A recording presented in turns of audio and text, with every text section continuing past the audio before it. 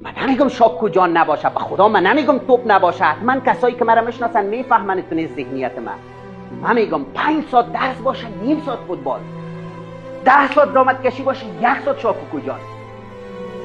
اما ایش خراب است که 1 ساعت کتاب نیست، 10 ساعت شاکو جان، فوتبال، کرکت.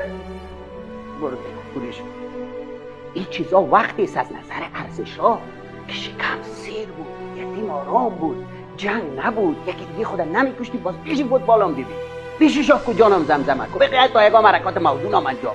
من مخالفش نیستم، ولی آلی فقط بر افغان درس، فقط تپیدن بر وطن، خیلی زیاده میکنیم، جفا میکنیم، خیانت میکنیم. و مثالش واضحه است دیگه. میگی سمینار باید جای پای نباشه، اما میگی سمینار 5 شنبه، میگه ای کاش جمعه نمیشد. میگی البته چقدر خوب است، میگی بیا جمعه سمینار، میگه این 5 شنبه نمیشد. این بهانه. اگه تو سمینار آمدنی باشه جمعه و 5 شنبه چی داره؟ فقط که جمعه کت پوتین شتی مشوره میگه در اوکراین چی کنه، جمعه شمیری کت بایدن که کت پوتین چی کنه. خود چی دو جمعه مصروف گپای ناقصی 5 شنبه هم بخیر.